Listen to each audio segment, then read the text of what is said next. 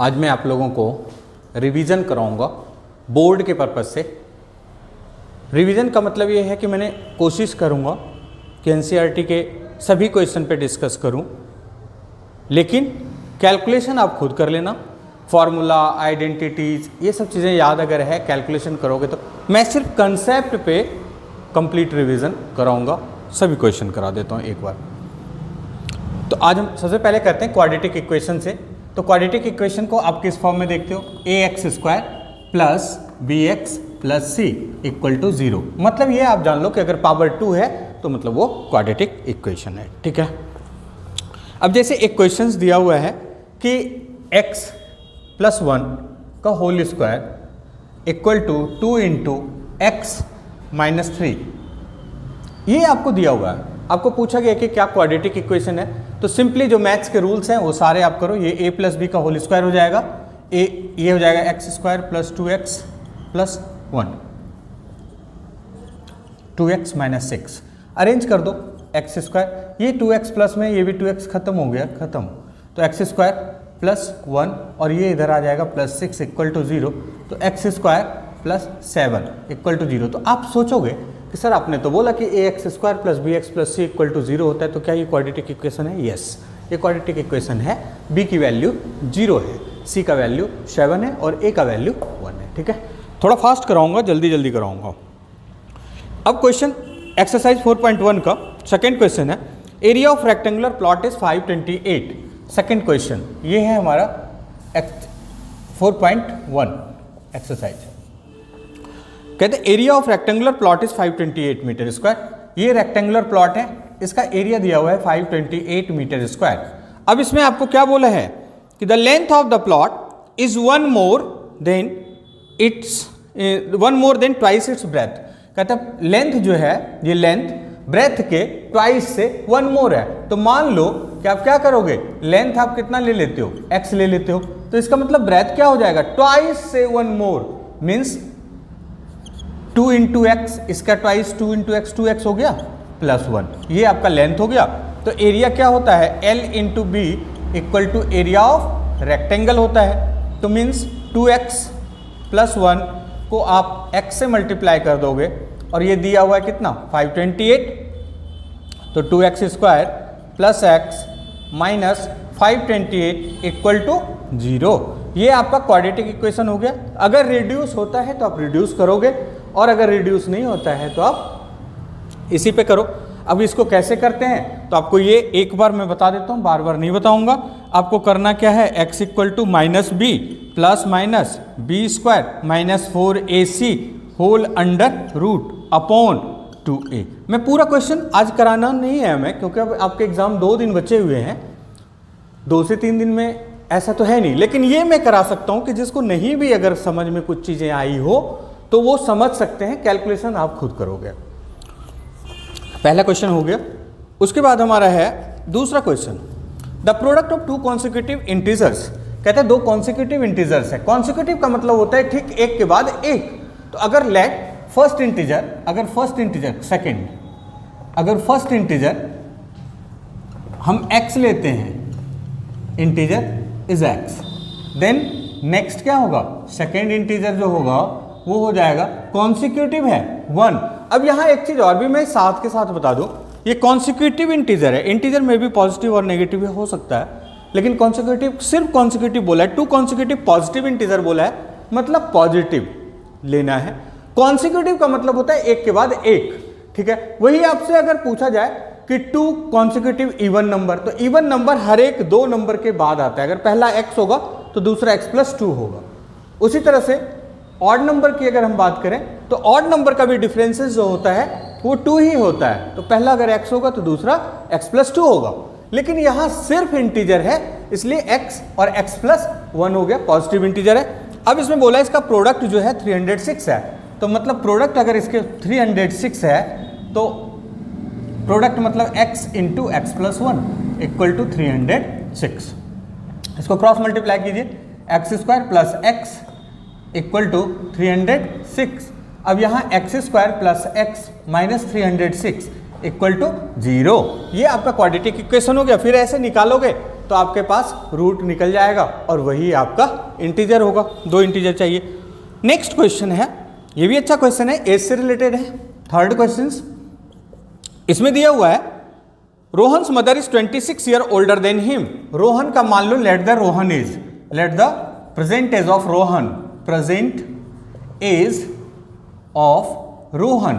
रोहन का present as हम ले लेते हैं बी एक्स, और उसकी मदर जो है उससे 26 ईयर ओल्डर देन, उनकी मदर जो है 26 year older than age of mother, age of mother क्या हो जाएगा, सिंपली x प्लस 26 ही है, मोर देन है तो 26 कर दिया। अब कहता है the product of there edges is 3 years from now. अब 3 इयर्स फ्रॉम नाउ का मतलब 3 इयर्स फ्रॉम नाउ, अभी से 3 साल बाद की बात हो रही है। 3 इयर्स अगो मतलब 3 साल पहले। तो अगर अभी आपकी एज पूछी जाए कि अभी आपकी एज क्या है, तो जो भी अभी से 3 साल बाद अगर आपकी एज पूछी जाए 3 इयर्स फ्रॉम नाउ, अगर अभी आपसे पूछी जाए कि आपकी एज 3 साल बाद क्या होगी, तो आप सिंपली क्या करते हो, अपने एज में 3 प्लस कर दोगे जो अभी प्रेजेंट एज है।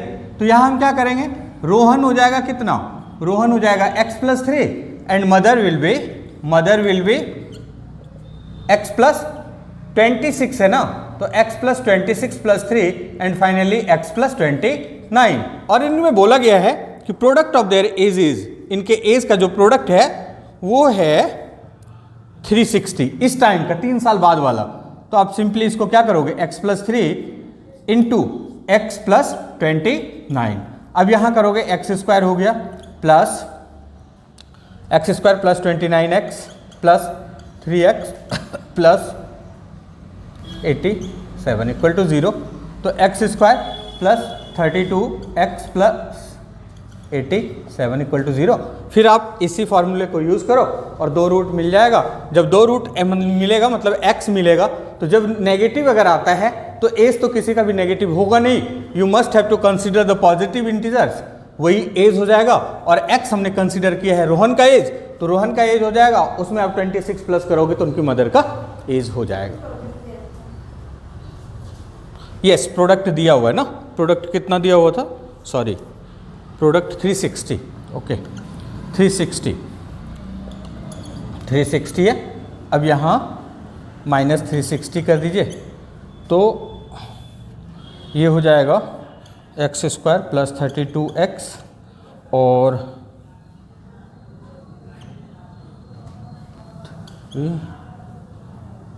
72 इक्वल टू 0। ठीक है, ये आपका हो गया। अब हमारे पास एक क्वेश्चन जो है, इसका हम आपको इक्वेशन तक तो देंगे, लेकिन ये एक बहुत इंपॉर्टेंट क्वेश्चन है एग्जामिनेशन पॉइंट ऑफ व्यू से। अगर आप मेरा कोई वीडियो देखेंगे तो वहाँ होगा भी, लेकिन अभी मेरा सिर्फ उद्देश्य ये है कि आपको ऐसा करा दूं कि रिवीजन आपकी हो जाए, जो आपके भूले भटके कुछ कंसेप्ट हैं तो वो आपके हो जाएं। ठीक है, कैलकुलेशन खुद कर लो, आइडेंटिटी फार्मूला वैल्यूज ये सब चीज़ें याद रखो, तो क्वेश्चन कोई सा भी नहीं रुकेगा। अब यहाँ है train travel a distance of 480 kilometre at a uniform speed. कहता है एक ट्रेन जो है 480 किलोमीटर डिस्टेंस ट्रेवल करता है। ये क्वेश्चन नंबर 4 है, क्वेश्चन नंबर 4 है। एक ट्रेन है, ट्रेवल करता है कितना, 480 किलोमीटर। ये क्वेश्चन बहुत इंपॉर्टेंट है एग्जामिनेशन पॉइंट ऑफ व्यू से। यही क्वेश्चन नहीं, इस तरह का और क्वेश्चन कोई पूछा जा सकता है, बट ऐसा क्वेश्चन 4 नंबर में पूछा जाता है। अब यहाँ क्या है, अ train travel a distance of 480 kilometre, मतलब डिस्टेंस तो कभी भी चेंज नहीं होगा, डिस्टेंस तो फिक्स है ना, डिस्टेंस 480 किलोमीटर। अब जैसे भी ट्रेवल करो डिस्टेंस तो सेम ही रहेगा। अब यहाँ कंडीशन दिया हुआ है, if the speed had been 8 kilometre per hour less. इसका मतलब हमें सबसे पहला चीज है कि स्पीड नहीं पता है तो इनिशियल स्पीड कंसीडर करो। Let the initial speed be x kilometre per hour. अगर x किलोमीटर पर आवर आपका इनिशियल स्पीड होता है तो इसका मतलब डिस्टेंस और स्पीड दिया हुआ है तो आप टाइम निकाल सकते हो। तो t1 equal to 480 kilometre distance upon speed, distance upon speed जो है ये आपका टाइम हो गया। ठीक है, अब इसको नहीं भी करेंगे 1 सेकेंड, तो अब ये हमारा टाइम हो गया। अब कंडीशन क्या दिया हुआ है, 8 किलोमीटर पर आवर अगर लेस हो जाता है then it would have taken 3 hours more to cover the same distance. Obviously जब स्पीड कम होता है, स्पीड कम होने के बाद क्या होता है, टाइम ज्यादा लेगा। तो अब यहां कहता है कि after decreasing the speed, after decreasing the speed, after decreasing the speed, after decreasing the speed का मतलब क्या हो जाएगा, x था और कम हो रहा है कितना, 8 किलोमीटर पर आवर, तो ये हो गया हमारा न्यू स्पीड। तो दूसरा टाइम कितना लगेगा भाई, दूसरा टाइम लगेगा, डिस्टेंस तो वही रहेगा, स्पीड ये है x माइनस 8। अब यहां जो हमसे अक्सर गलती होती है वो ये होती है, उसी को ध्यान में रखोगे तो आपके क्वेश्चन सारे, कहीं होता है इंक्रीज हो रहा है स्पीड, कहीं डिक्रीज हो रहा है स्पीड। अगर इंक्रीज हो रहा है स्पीड, इसका मतलब डेफिनेटली जब आप तेज गाड़ियां चलाओगे तो कम समय में पहुंचोगे, तो इंक्रीज अगर हो रहा है तो कम टाइम है। यहां डिक्रीज हो रहा है, x minus 8 kilometre per our decrease हो रहा है, 8 किलोमीटर पर आवर जब डिक्रीज हो रहा है ये, इसका मतलब इससे ज्यादा टाइम ये ले रहा है, तो वो 3 आवर्स जो आपको करना होगा उसके लिए आपको क्या करना होगा, 480 x माइनस 8, ये ज्यादा टाइम है, इसमें माइनस कर दीजिए आप 480 अपॉन x इक्वल टू 3। ये है एक्चुअल फैक्ट, यही गलती होती है। अगर ये आप सही कर दिए तो आपका क्वेश्चन हो गया। अब इसको क्वाड्रेटिक फॉर्म कर देता हूं, ऐसे नंबर का LCM means multiply x minus 8। अब इसको इससे डिवाइड करेंगे तो x बचेगा, तो 480 x हो गया, माइनस है तो माइनस लगाइए, इसको इससे जब करेंगे तो x माइनस 8 बचेगा, तो यहाँ इसको आप 480 लिख दीजिए और x माइनस 8 लिख दीजिए इक्वल टू 3। अब ये जो है 480x माइनस ये क्या हो जाएगा, 480x हो जाएगा, 480x माइनस 480x। अब 8 से इसको मल्टीप्लाई कर दीजिए, ये माइनस इंटू माइनस क्या हो जाएगा, प्लस। ये छोटी छोटी बातों का ध्यान रखोगे तो ठीक रहेगा।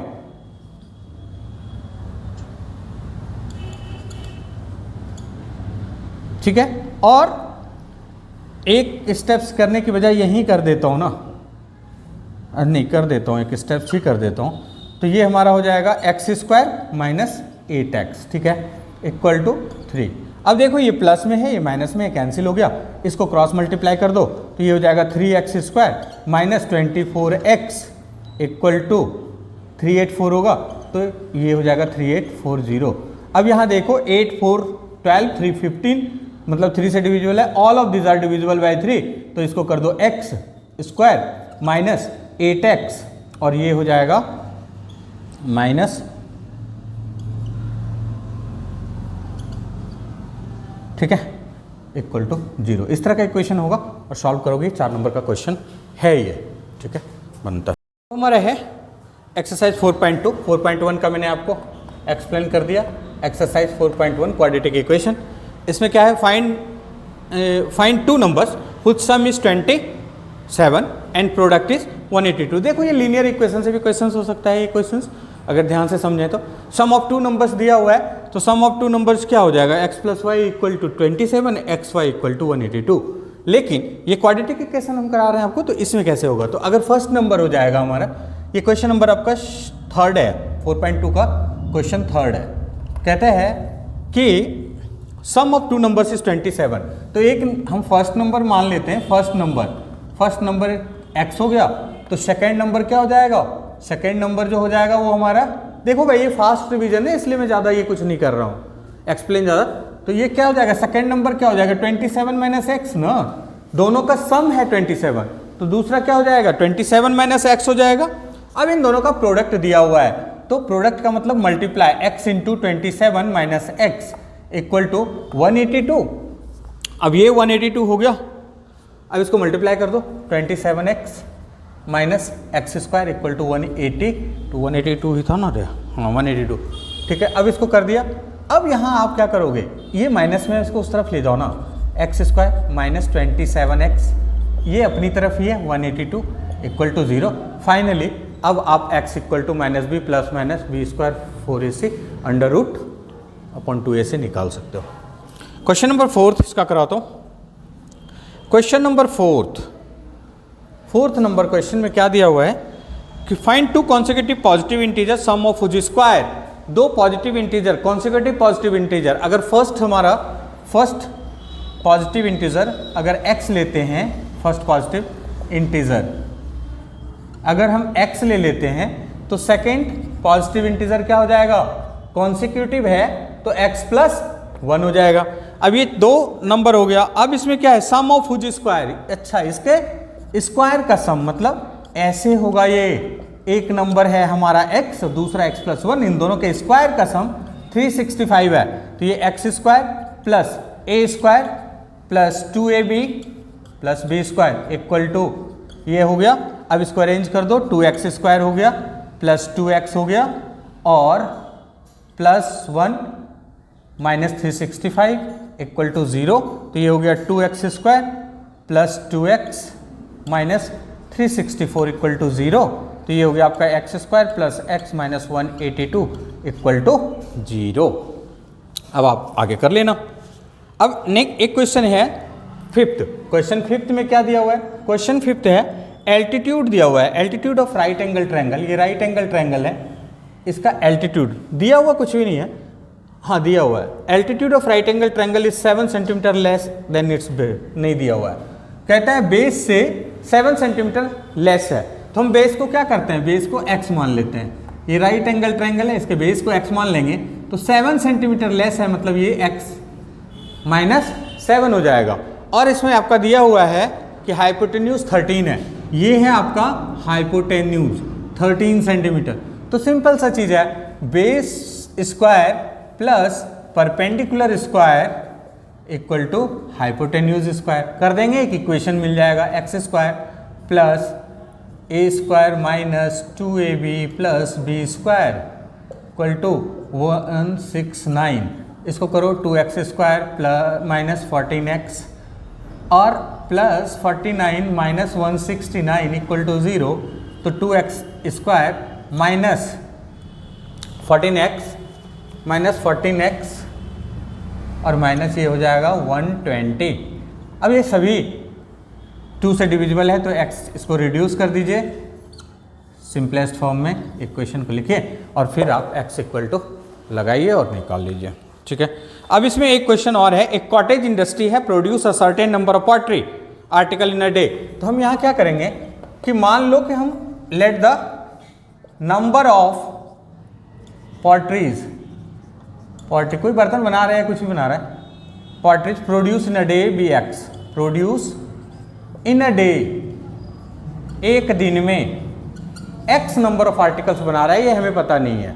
ठीक है, अब कहते हैं it was observe on a particular day that the cost of production of each articles was 3 more than twice the number of article produce in a day. कहते हैं कॉस्ट ऑफ आर्टिकल्स क्या है, एक आर्टिकल का cost of 1 article, एक article जो बना रहा है उसका कॉस्ट कितना है, 3 more than twice a number of articles. तो नंबर ऑफ आर्टिकल्स x है, तो x इंटू 2, इससे 3 मोर मतलब 2x प्लस 3, ये एक आर्टिकल का कॉस्ट पता चल गया।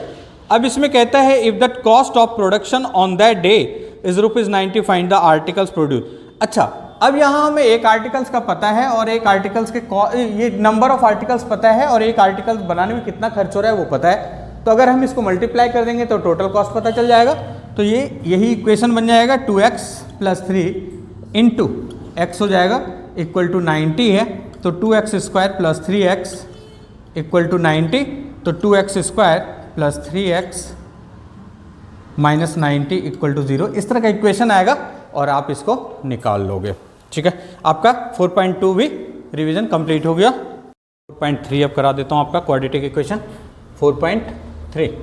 इसका क्वेश्चन क्या है, पहला क्वेश्चन है find the nature of roots of the following equation. एक रूट्स मतलब इसका बताना है, क्वेश्चन हमारे पास ये दिया हुआ है 2x square minus 3x plus 5 equal to 0, ये एनसीईआरटी का है 4.3। एनसीईआरटी ही मैं रिवाइज करा रहा हूँ आपको ताकि आपके बोर्ड एग्जाम के लिए थोड़ा जल्दी जो करा सकता हूँ, अब बाकी कुछ इंपॉर्टेंट क्वेश्चंस के मैं वीडियो डाल दूंगा। तो 2x स्क्वायर ये उनके लिए भी है जिन्होंने पूरे साल मस्ती किया है, सीधी सी बात है, वो भी अगर देख लोगे तो अच्छे हो जाओगे। 2x square minus 3x plus 5 equal to 0। अब यहाँ क्या करेंगे, इसमें पूछा क्या है, find the nature of the roots. Nature of the roots अगर आपको पता करना है तो सबसे पहले आपको डिस्क्रिमिनेंट पता करना होगा। तो d का मतलब होता है d इक्वल टू, अच्छा पहले d में क्या करना है, कैसे नेचर ऑफ रूट पता चलेगा वो मैं बता देता हूँ। अगर d 0 होता है, if d is 0, if d equal to 0 then they have 2 equal roots, they have 2 equal roots होगा, तो उसके रूट्स क्या होंगे, इक्वल रूट्स होगा, दे हैव 2 इक्वल रूट्स होगा। अगर दूसरा कंडीशन होता है, 3 कंडीशन है, if d is greater than 0, तो ये हमारा जो है 2 डिस्टिंक्ट रूट होगा, 2 अलग अलग रूट होगा, रूट तो होगा real roots but distinct root होगा, 2 डिस्टिंक्ट रूट। और तीसरा होता है if d is less than, भाई d लेस देन 0 का मतलब होता है कि माइनस वैल्यू आ रहा है, तो रूट्स डज नॉट एग्जिस्ट, इसका रूट नहीं होगा, डज नॉट एग्जिस्ट, रूट इसका नहीं होगा। ठीक है, ये 3 कंडीशन आपको समझना है। अब इसमें बोला है कि इसका नेचर ऑफ रूट्स, तो सिंपली आप d निकाल लो, d इक्वल टू क्या होगा, बी स्क्वायर माइनस 4ac। कभी क्वेश्चन में ये डायरेक्टली भी क्वेश्चन आता है डिस्क्रिमिनेंट फाइंड करने के लिए, तो आप यही निकालोगे एग्जाम में डिस्क्रिमिनेंट जब फाइंड करने के लिए, 1-2 नंबर के क्वेश्चन में आ जाते हैं डिस्क्रिमिनेंट फाइंड करने के लिए, तो d equal to B square minus 4ac। अब इसमें बी स्क्वायर क्या हो जाएगा, b का वैल्यू है -3, तो -3 का स्क्वायर इंटू 4 इंटू a कितना है 2 है और c कितना है 5 है, तो ये हमारा हो गया 9 और माइनस ये हमारा हो जाएगा 2 5 10 4 40। हमने देखने को मिल रहा है कि -31 हो गया, तो रूट्स डज नॉट एग्जिस्ट होगा, इस केस में रूट डज नॉट एग्जिस्ट होगा। अब इसमें 2 क्वेश्चन और हैं, वो आप खुद ही कर लेना, क्योंकि उसमें भी वही चीज़ें हैं, आपको d निकालना होगा और d निकालने के बाद आपको बताना है कि रूट एग्जिस्ट होगा या नहीं होगा। उसके बाद आपका है find the value of k, very good, find the value of k। इसमें बोला है find the value of k का वैल्यू फाइंड करना है। ऐसे क्वेश्चंस पूछे भी जाते हैं। ये क्वेश्चन नंबर हमारा है 4.3 का quadratic equation. Value of k बोला गया है of the following quadratic equation so that they have 2 equal roots. Condition भी बता दिया आपको कि इसके रूट्स जो हैं वो इक्वल है, तो अब आप क्या करोगे कि यहाँ 2x² plus kx plus 3 equal to 0। अब इसका बोला है कि 2 इक्वल रूट्स है, कंडीशन बता दिया, इसका मतलब सिंपल आप d निकालो, d equal to B square, k का स्क्वायर हो जाएगा B square minus 4 into a2 into c3, तो ये हमारा हो गया k स्क्वायर माइनस 24।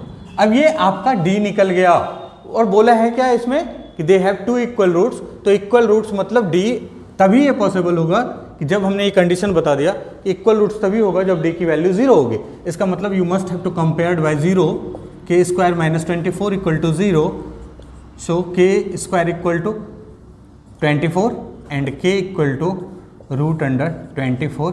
जो भी रिजल्ट होगा प्लस माइनस वो हो सकता है, उसको आप निकाल लेना। अब क्वेश्चन में बोला गया है कि is it possible, question number 3 में बोला है कि is it possible to design a rectangular mango grove whose length is twice its breadth. कहते हैं कि लेंथ जो है ब्रेथ से ट्वाइस है, तो लेट द ब्रेथ को हमने x मान लिया, let the breadth be x हो गया, देन लेंथ भी क्या हो जाएगा, लेंथ इक्वल टू हो जाएगा ट्वाइस मतलब 2x हो गया, लेट द लेंथ और ब्रेथ पता चल गया, ट्वाइस हो गया।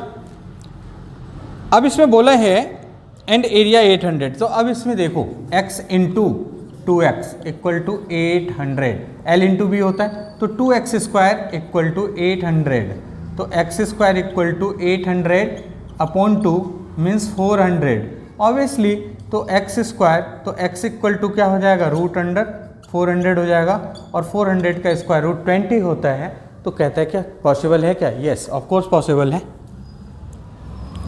क्वेश्चन नंबर 4 इसका दिया हुआ है। क्वेश्चन नंबर 4 में क्या दिया है, is it possible to is the possible situation, is the following situation possible, if so determine the percentage. The sum of the ages of 2 friends is 20। 2 friends का age जो है उसका सम 20 है, तो ये क्वेश्चन नंबर है आपका 4th। तो एक का अगर हम करते हैं, let the age of 1 friend, एक फ्रेंड का हमने एज मान लिया x, देन अदर का क्या हो जाएगा, देन अदर का क्या हो जाएगा, अदर का जो है ये बोला गया कि 20 ईयर्स, दोनों का सम है, तो 20 माइनस x हो जाएगा, यही तो होगा सम ऑफ द, ठीक है। अब कहते हैं क्या ये पॉसिबल है क्या? 4 years ago the product of there edges was 48। 4 साल पहले, तो 4 साल पहले एक का हो जाएगा ये और दूसरे का हो जाएगा 16 माइनस एक्स, इसमें 4 माइनस कर दोगे 4 years अगो। अब इनका प्रोडक्ट बोला है कि 48 है, 48 है, तो क्या ये पॉसिबल है क्या? आप इसको मल्टीप्लाई करोगे, सॉल्व करोगे, सॉल्व करने के बाद एक क्वाड्रेटिक इक्वेशन जैसा भी आता है आएगा, डी निकालोगे, अगर डी कुछ भी इनमें से आता है, डी निकालोगे, इक्वल टू 0 आएगा तो दोनों रूट सेम आ जाएगा, ग्रेटर देन आएगा तो दो अलग अलग रूट होगा, पॉसिबिलिटीज है। अगर डी नेगेटिव आएगा तो पॉसिबल नहीं है। वही पूछा गया है कि क्या संभव है। अब इसमें दिया हुआ है 5th क्वेश्चन में, is it possible to design a rectangular part of 80 metre, perimeter 80 metre and area. एक रेक्टेंगुलर पार्क है, लास्ट है क्वाड्रेटिक इक्वेशन, एनसीईआरटी का लास्ट क्वेश्चन है। रेक्टेंगुलर पार्क है, इसका पेरीमीटर दिया हुआ है, पेरीमीटर कितना दिया हुआ है? 80 मीटर, 80 मीटर। और इसमें दूसरा चीज जो दिया हुआ है एरिया है, एरिया दिया हुआ है 400 मीटर स्क्वायर है ऑब्वियसली। कहते हैं if so find the length and breadth. ठीक है, अगर पॉसिबल है तो इसका लेंथ और ब्रेथ फाइंड करना है। तो सिंपल सा चीज़ है, अगर आपका लेंथ L है तो ब्रेथ क्या हो जाएगा? Let the length be L। ठीक है, पेरीमीटर जो होता है 2 × L + B होता है, तो इसका मतलब L + B = क्या हो जाएगा? 80/2 हो जाएगा क्या? क्लियर? क्योंकि पेरीमीटर 80 है तो पेरीमीटर क्या होता है? लेंथ प्लस ब्रेथ का डबल होता है, उसको हाफ कर देंगे तो लेंथ और ब्रेथ का प्लस पता चल गया। तो अगर लेंथ ये होगा तो देन ब्रेथ क्या हो जाएगा? देन ब्रेथ जो है, ब्रेथ इक्वल टू हो जाएगा 40 माइनस L हो जाएगा। अब इन दोनों को आप ये करो, क्या होता है? L × B, L × B equal to area होता है रेक्टेंगल का। लेंथ आपका L है, L ले लो, ब्रेथ आपका कितना है? 40 माइनस L है। अब इक्वल टू एरिया कितना दिया हुआ है? 400 है, ऐसे ले लिया।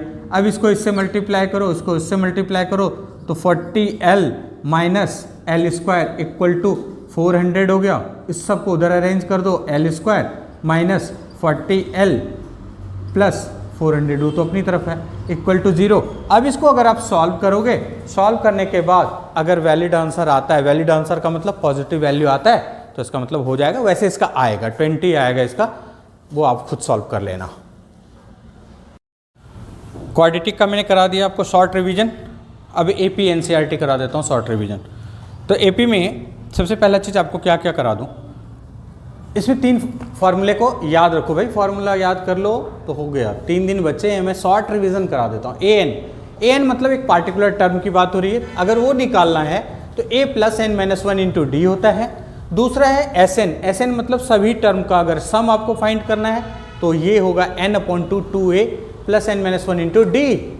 और तीसरा होता है फिर sn का n/2 a + l। अब देखो दोनों में डिफरेंस क्या है? n तो इसमें भी चाहिए, इसमें भी चाहिए, a इसमें भी चाहिए, इसमें भी चाहिए। अब रही बात का डिफरेंस क्या है, अगर d आपके पास है इनके अलावा तो आप इसको यूज करोगे, d मतलब कॉमन डिफरेंस 2 टर्म का, l अगर लास्ट टर्म है तो आप इसको यूज करोगे। ठीक है, तो इस तरह से। अब मैं आपको थोड़े थोड़े क्वेश्चंस कराता हूँ। जैसे एक क्वेश्चन है हमारा, मान लो हाँ ये है क्वेश्चन नंबर 3, क्वेश्चन नंबर 3 और एक्सरसाइज जो है 5.2 का है ना, 5.2 मैं करा रहा हूँ। इसका क्वेश्चन नंबर 3 है, इसलिए करा रहा हूँ कि इसमें थोड़ा सा कहीं ऐसा ना हो कि कन्फ्यूज़न हो जाओ। कन्फ्यूज़न क्या दिया हुआ है? AP -4 एक बॉक्स दे दिया, ऐसे दे दिया, उसके बाद दो बॉक्स दिया है, 2 3 4 बॉक्स शायद दे दिया ना, 1 2 3 4, और लास्ट वाला जो है वो 6 है ऐसे।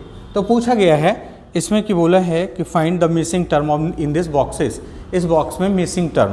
अब भाई मिसिंग टर्म्स को फाइंड करने के लिए आपको क्या चाहिए? ये तो आपका ए हो गया, पहले टर्म को ए बोलते हैं, तो ये आपका ए हो गया। और ये आपका जो है लास्ट टर्म भी कह सकते हो और उसको एक पार्टिकुलर टर्म भी कह सकते हो, an भी कह सकते हो। तो मतलब इसको आप an समझो, अभी 6 हो गया, an आपका 6 हो गया। एंड नंबर ऑफ टर्म्स कितने हैं? 1 2 3 4 5 6।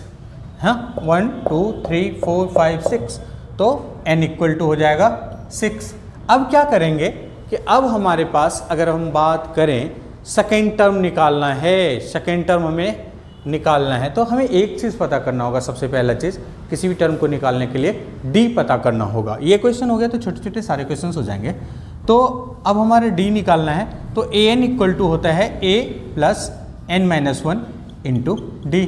a n हमें पता है कितना 6, a हमें पता है कितना -4, प्लस n भी पता है कितना है 6 है, -1 इंटू डी। अब ये हो जाएगा 6 इक्वल टू -4 और प्लस 5d। अब ये इधर आएगा तो क्या हो जाएगा 6 प्लस 4 इक्वल टू 5d। तो d इक्वल टू हमारा क्या हो जाएगा, d इक्वल टू हो जाएगा, ये 6 प्लस 4 10 हो जाएगा, तो 5d equal to 10, then d equal to 2 हो जाएगा। d पता चल गया। अब ये सेकेंड टर्म है, तो सेकेंड टर्म को हम लिखते हैं a प्लस डी, ठीक है। और ये हमारा तीसरा टर्म है, थर्ड टर्म है, तो ये a प्लस 2d हो जाएगा। चौथा टर्म है तो ये हमारा हो जाएगा a प्लस 3d हो जाएगा। इसी फॉर्म में लिखते हैं, AP को जो हम लिखते हैं a plus D, a plus 2d, a plus 3d, a plus 4d and so on, ठीक है। तो ये हमारा 3 हो गया और फिफ्थ टर्म जो है a प्लस 4d। अब इस पे वैल्यू पुट कर दो, a और d हमारा कितना है, a हमारा है -4 और d है हमारा 2, और यहाँ हो जाएगा -4 प्लस 2 इंटू 2, d है तो ये हो गया 4, ये हमारा हो जाएगा -4 प्लस 3 इंटू 2 6, और ये हमारा हो जाएगा -4 और ये 4 इंटू 2 8। अब यहाँ अगर आप देखो तो ये क्या हो जाएगा -2 हो गया, ये क्या हो गया 0 हो गया, ये हमारा क्या हो जाएगा 2 हो जाएगा, और वो कितना हो जाएगा 4 हो जाएगा। तो इसका मतलब अगर हम बात करें -2 0 2 4, ठीक है, आपका जो वैल्यू आएगा वो आएगा -2 0 2 एंड 4। इस तरीके से आपका वैल्यू आ जाएगा, और ये अगर आ गया तो आप इस तरह के कोई भी मिसिंग टर्म्स को निकाल सकते हो, ठीक है। अब हमारे पास एक अच्छा क्वेश्चन देते हैं। अच्छा क्वेश्चन का मतलब ये है कि बोला है कि चेक वेदर, अच्छा पहले उससे पहले है कि which term of an AP is 78, है ना। एक AP दिया हुआ है, क्वेश्चन नंबर 4 दिया हुआ है, क्या 3 8 13 18 ... इज 78। कट गया, ये कट रहा है, ठीक है। तो क्वेश्चन नंबर 4 जो है, क्वेश्चन नंबर 4 में हमारा दिया हुआ है क्या 3 8 13 18 इज 78, ठीक है। तो कहता है विच टर्म ऑफ द AP, कौन सा टर्म इस AP का 78 होगा। विच टर्म जब पूछा गया है, इसका मतलब हमसे n पूछा गया है, तो सीधा सा चीज़ है कि हमें ये पता है कि 78 जो है ये an है, तो आप यहाँ लगा दो an equal to a plus n minus 1 into D. तो ये an 78, a क्या first term, n minus 1 which term पूछा ही गया है, इंटू डी कितना है second term minus first term कीजिए, तो 8 माइनस 3 5 हो जाएगा, 8 माइनस 3 5 हो गया।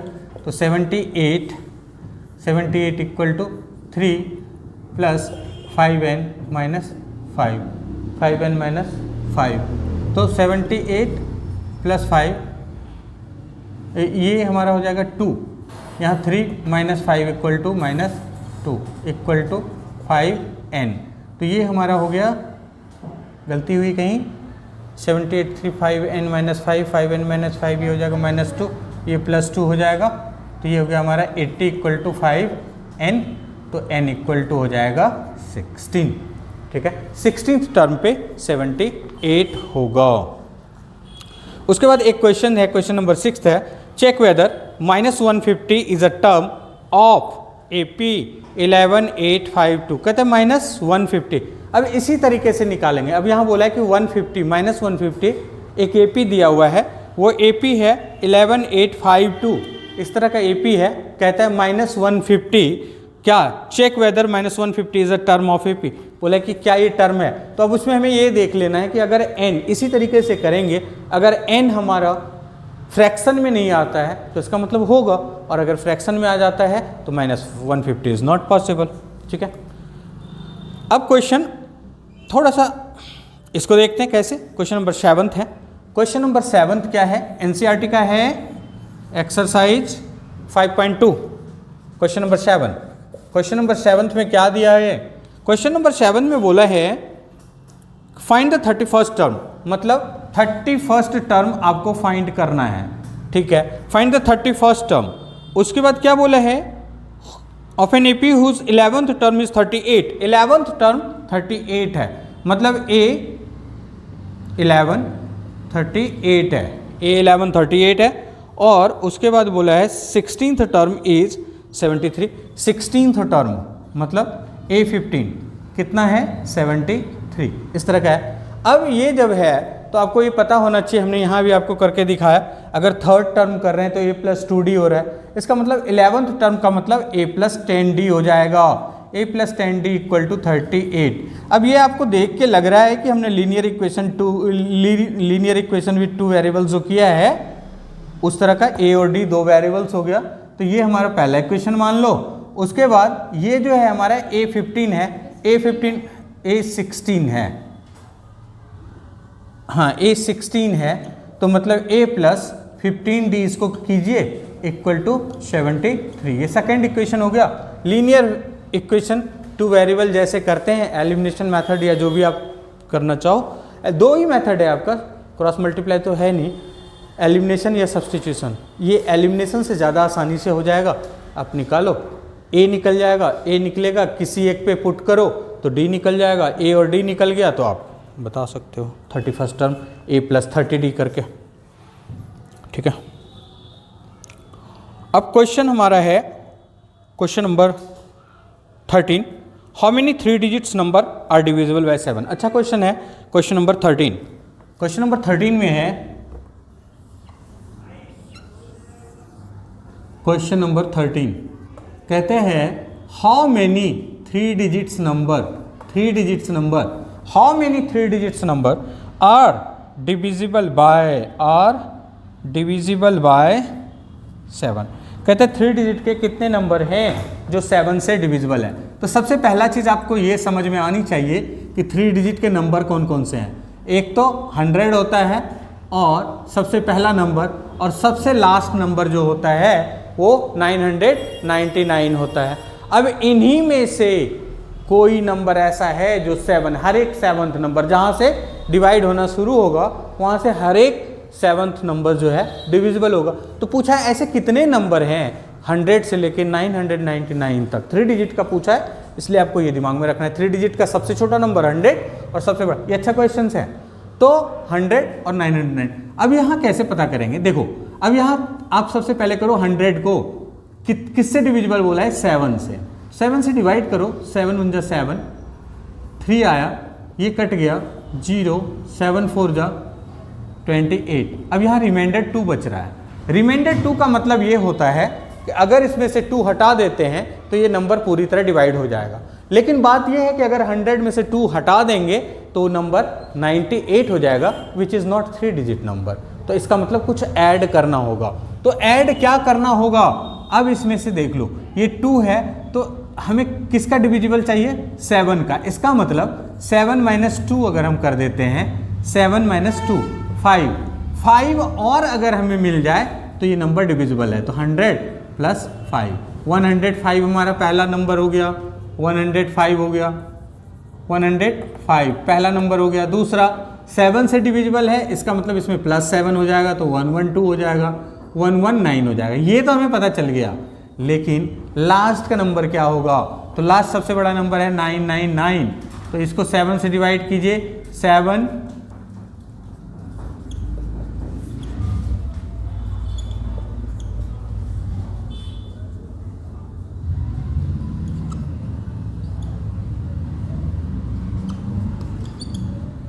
इसमें 5 बच रहा है। अब इसमें अगर हम कुछ भी एक भी ऐड करते हैं, 1 भी प्लस करेंगे तो ये क्या हो जाएगा, 4 डिजिट का नंबर हो जाएगा। इसका मतलब इसमें 5 हटा देंगे, तो 5 हटा देंगे। यही टेक्निक्स पता होना चाहिए तो क्वेश्चन गलत नहीं होगा, अदरवाइज आपका क्वेश्चन गलत हो जाएगा। लास्ट नंबर जो है वो 994 हो गया, लास्ट नंबर आपका 994 हो गया। अब आपको an पे लगा दो, an equal to a plus n minus 1 into D. an कितना है 994, a कितना है 105 प्लस n माइनस 1, n ही तो निकालना है 1 इंटू डी, डी कितना है 7 है। अब इसको आप सीधा सा चीज़ है कि 994 माइनस 105 कर दीजिए, ये प्लस है तो इस तरफ minus, plus equal to 7n minus 7, ये भी इधर आ जाएगा। अब इसको आप कैलकुलेट कर दोगे, n का वैल्यू जो भी आएगा वो आपका हो जाएगा, ठीक है। नंबर 15 में क्या है कि दो AP है, एक 63, 65, 67, 3, 7, 17। कौन सा ऐसा टर्म है जो दोनों का इक्वल होगा, कौन से टर्म पे दोनों इक्वल होगा, इसका मतलब हमें an पता करना है। an दोनों का इक्वल है, दोनों का an इक्वल है, मतलब n पता करना है विच टर्म।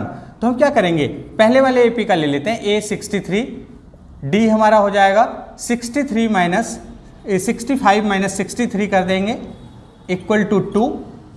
और अब हमें an निकालना है, an निकालना है, मतलब n निकालना है, an दोनों ही नहीं है हमारे पास, तो इसका an क्या करेंगे, an equal to a plus n minus 1 into D कर दीजिए। अब ये a 63 है प्लस n माइनस 1, n नहीं पता, और d कितना पता है 2, 63 प्लस 2n माइनस 2। अब ये हो गया हमारा 61 प्लस 2n। ये फर्स्ट, ये जो है इसके n के इक्वल होगा, इसका मतलब an इक्वल टू, इसका तो an निकल गया, दूसरे वाले का अगर हम an निकालते हैं, an equal to a plus n minus 1 into D.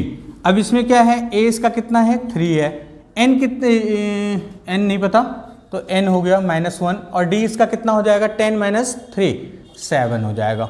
अब यहाँ 3 प्लस 7n माइनस 7, तो a ये कितना हो गया 7n माइनस 4। अब यहाँ ये दोनों क्या बताया है, an इक्वल है, वो टर्म दोनों का इक्वल है, तो सिंपल सा आप इसको कर दो 7n फ्रॉम, या इक्वेट लिख दो, equate first and second, first और सेकेंड को इक्वेट कर दो। तो यहाँ हमारा है 7n minus 4 equal to 61 plus 2n। अब ये कर दोगे तो 7n minus 2n equal to 61 plus 4, तो 5n इक्वल टू 65, तो n इक्वल टू 65 अपॉन 5, 13। ये 13th टर्म पे दोनों का टर्म जो है 13 पे दोनों इक्वल होगा, ठीक है। एक और इस एक्सरसाइज में अच्छा क्वेश्चन है, वो करा देता हूँ, बाकी ये एक्सरसाइज फिनिश हो जाएगा।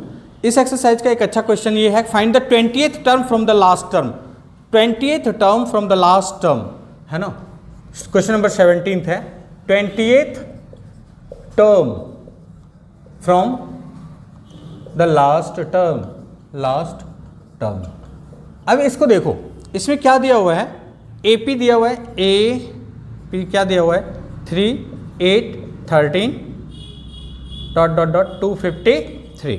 अब ये जो दिया हुआ है इसमें हमारा A दिया हुआ है 3, D कितना हो जाएगा 8 माइनस 3 इक्वल टू 5। उसके बाद AN तो दिया हुआ है, लेकिन हमें AN से मतलब नहीं है इसमें, है ना। हाँ AN तो हम कह सकते हैं, AN हमारा है 253, लेकिन क्या है कि हमें पूछा गया है कि कितने टर्म, 20th टर्म, कौन सा टर्म बोला है 20th term from the last term. तो हम क्या करेंगे, जब 20th term from the last term बोला गया है, तो अगर हम ऐसे देखते हैं इस केस में, तो D कितना आ रहा है 5 आ गया, लेकिन अब हम 20th term from the last term अगर करते हैं, तो लास्ट टर्म को ही A मान लो, ये लास्ट टर्म हमारा A हो गया 253। अब इस केस में D कितना हो जाएगा, D यहाँ जो आ रहा है उसका अपोजिट ले लो, इनवर्स, क्या 5 था तो -5 ले लो। अब 20th टर्म मतलब 20th टर्म का मतलब क्या होता है 20th टर्म, का मतलब क्या हो जाएगा, a प्लस 19d। तो a कितना है 253 प्लस 19 इंटू -5, तो ये हमारा हो जाएगा कितना, 253 में से -95 कर दीजिए, तो ये हो जाएगा 158 हो जाएगा। ये आपका अच्छा क्वेश्चन था, इस एक्सरसाइज को पूरा फिनिश